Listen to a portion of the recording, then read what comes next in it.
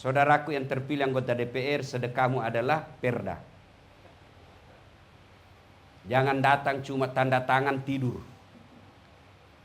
Ada perda yang mau dibikin di lobi sama pengusaha, kau benarkan. Demi Allah tanda tangan itu nanti akan menyeretmu ke neraka. Dengar baik-baik para anggota dewan sebelum Bapak dilantik. Sudah? Bukannya bulan 10, tanggal 10.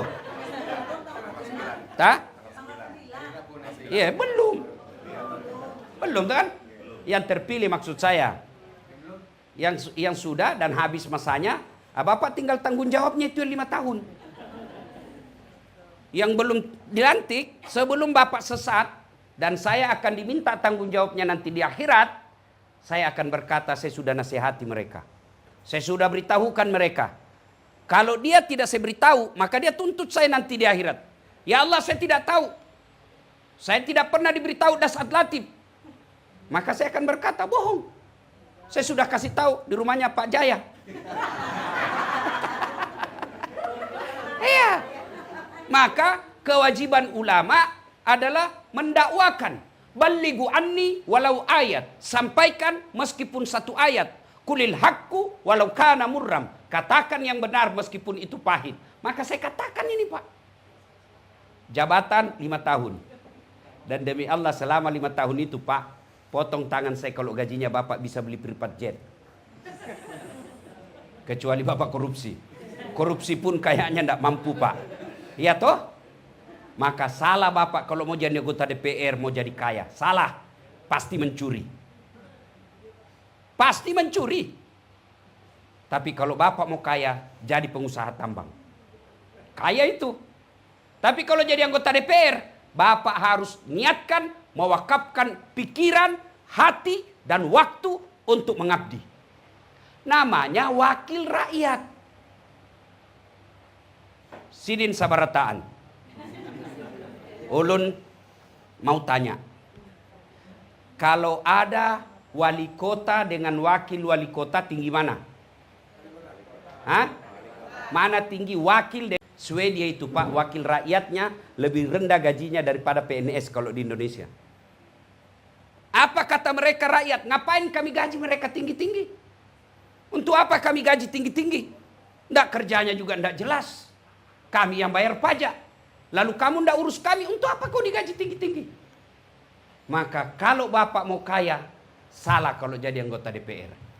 Tapi kalau cari amal dan sedekah, itu tempatnya paling cocok. Bagaimana cara bersedekahnya? Bukan sedekah dengan bagi-bagi jilbab. Berapa gajinya Bapak? Jadi kalau mengandalkan proposal, kalian juga rakyat jangan selalu bawa proposal ke anggota DPR. Berapa gajinya kasihan? Datang ini Pak Dewan yang terhormat.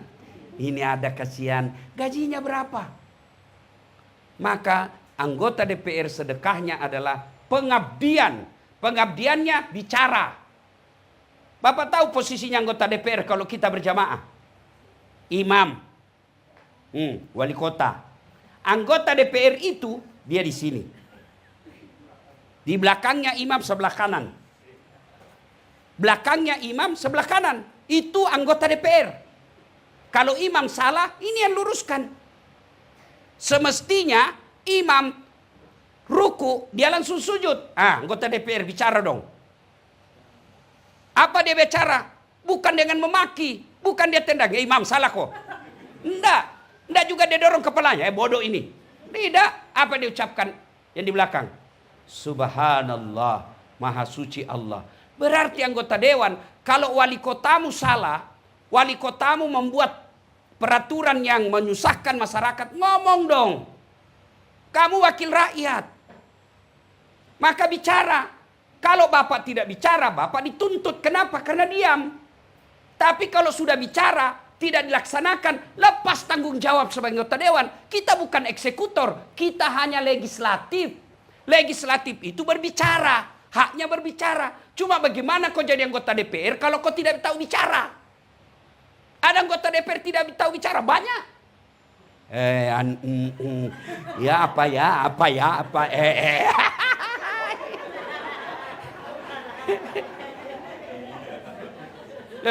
Benar Pak.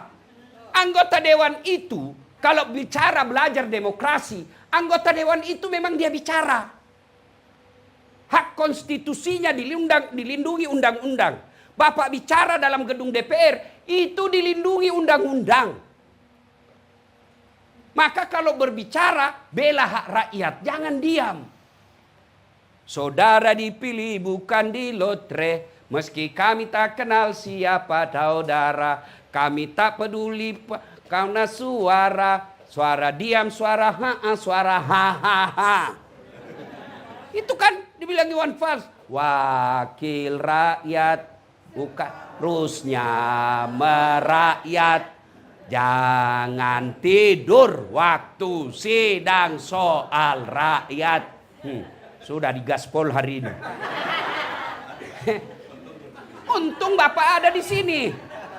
Untung Bapak hadir. Supaya apa? Ada peringatan. Inilah yang disebut amar ma'ruf nahi mungkar. Inilah yang disebut saudara sejalan, seiring seperjuangan. Inilah yang disebut watawasau bil haq, watawasau bis sabar. Nah, cuma salahnya anggota dewan kita prestise, gengsi, wibawa. Mau dibilang anggota dewan, itauwah. Kalau orang di Sulawesi, itauwah. Anggota dewan, itauwah. Wih, hebatnya. Meskipun tidak tahu itu bicara. Dewan, ngomong Pak. Saya menyarankan kepada anggota DPR, senjata paling ampuh Bapak adalah ngomong. Dialog.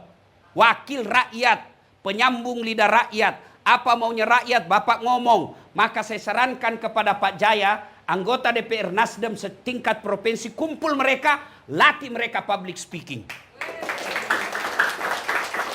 Latih mereka berbicara. Bagaimana meyakinkan? Itu kerjaan saya, Pak. Bapak lihat saya ceramah. Coba lihat ceramah saya. Hampir semua golongan senang. Dari orang tua sampai anak-anak kecil senang dengar ceramah saya. No, dimaki-maki dia tidak tersinggung. Coba lihat di ceramah YouTube saya. Mana ada yang berani maki-maki jenderal? Kenapa? Karena saya punya public speaking. Bicara yang baik. Sampaikan tujuan kita tanpa menyinggung perasaannya orang. Ini Bapak harus punya. Bayangkan kalau Bapak pidato. Kampanye, meyakinkan orang. Insya Allah. Kalau niatnya membela rakyat. Bapak di penjara sekalipun jihad, itulah penjara seperti yang dialami oleh Nabi Yusuf. Maka Bapak-bapak dewan yang mulia, jadikan jabatan sebagai anggota dewan sedekah buat rakyat.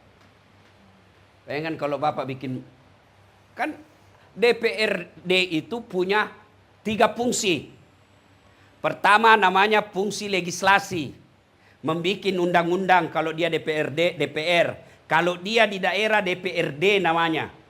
Perda namanya. Dia yang bikin.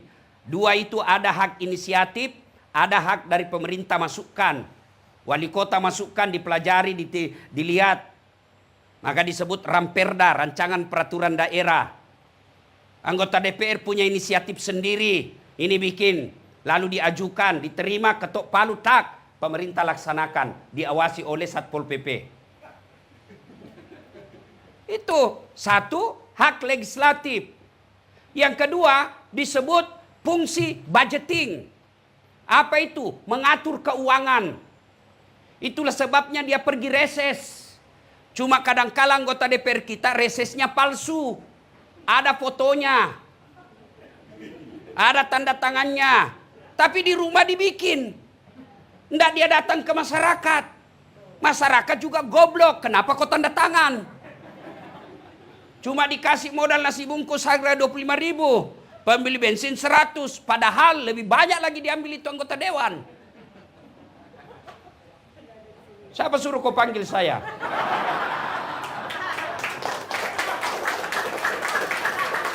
Jangan marah Pak ya, jangan marah Pak. Supaya Bapak punya bekal. Itulah sehingga pergi reses. Dia pergi reses itu menerima aspirasi. Pak Desa, apa yang kau butuhkan di sini? Kan namanya reses itu Bapak datang ke dapil. Datangnya pun diongkosi. Bapak apa? Kepala desa. Desa ini apa kebutuhannya? Kami butuh jembatan, Pak. Oke, sudah. Sudah itu hasil reses, dipanggil kepala yang bersangkutan. PU kalau misalnya jembatan. Rumah sakit kalau misalnya kesehatan di dinas kesehatan. Panggil mereka. Nih, sudah, anggalkan. Bikin anggaran. Sekian anggarannya. Berapa jembatan? Jembatannya berapa ongkosnya?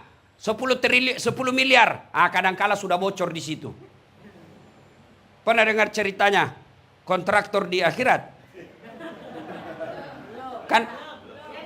Kan ini SMS-an antara penghuni surga dengan penghuni neraka. Dia bilang penghuni surga, bagaimana kabarmu di situ? Wah, enggak ada enaknya di sini. Di blender terus kita. Enggak ada kesempatan ngopi, hancur kita di sini. Kata penghuni neraka, pian di situ berapa gimana? Wah, bujur, bajak, bagus bener di sini kita. Enak, 1 laki-laki 7 bidadari. Baru dibayangkan sudah ada. Kata penghuni neraka, bolehkah kami jalan-jalan ke situ? Boleh aja. Terus bagaimana caranya? Kata penghuni neraka, kan penghuni neraka Pak kreatif, cerdas. Gampang. Kita bikin jembatan. Kamu bikin jembatan dari surga, kami juga dari neraka bikin jembatan. Kita ketemu di tengah. Bagaimana? Setuju? Setuju. Lelang proyek. Waktu pekerjaan 3 hari. Keluar pemenang tender. Hari pertama, jembatan dari neraka sudah selesai 50%. Hari kedua, selesai 70%. Hari ketiga, tuntas efektif efisien. Selesai. Di tengah. Sampai di tengah, penghuni neraka lihat-lihat. Kenapa ini jembatan dari surga kada mulai-mulai? Teriaklah ini penghuni dari neraka. Kenapa kau belum mulai proyekmu? Kami sudah sampai di tengah sesuai perjanjian. Apa kata dari dalam surga? Bagaimana mau dimulai? Kontraktor, pengawas, pemborong ada semua di situ.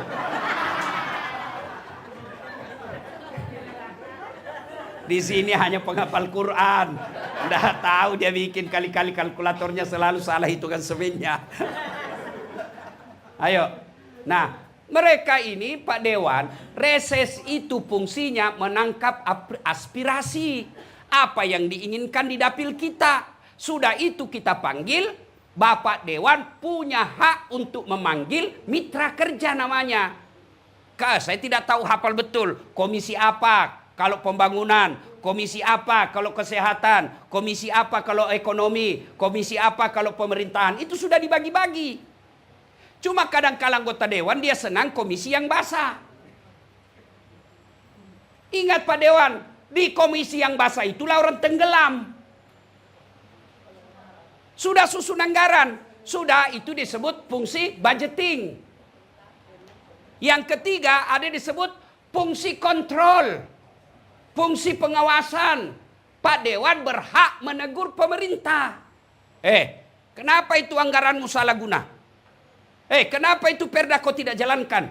Bapak punya hak sebagai wakil rakyat. Tiba-tiba ada jalan ditutup, itu mengganggu masyarakat. Pak Dewan punya hak untuk menegur. Sebagai wakil rakyat, kenapa jalan itu ditutup? Tidak pernah dibicarakan di Dewan. Rakyat mengeluh dengan itu.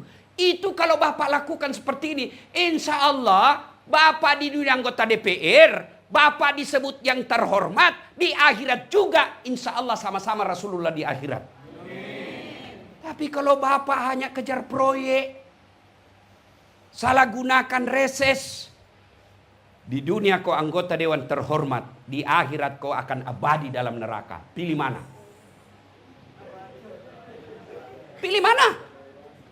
Anggota DPR 5 tahun Pak, 5 tahun demi Allah kalau untung terpilih lagi. Kalau tidak untung, wabillahi taufiq wal hidayah. Tapi dosanya dibawa sampai mati. Ini bersyukur Bapak, belum dilantik sudah dapat pembekalan luar biasa. Ya Allah, saya sudah sampaikan kepada mereka.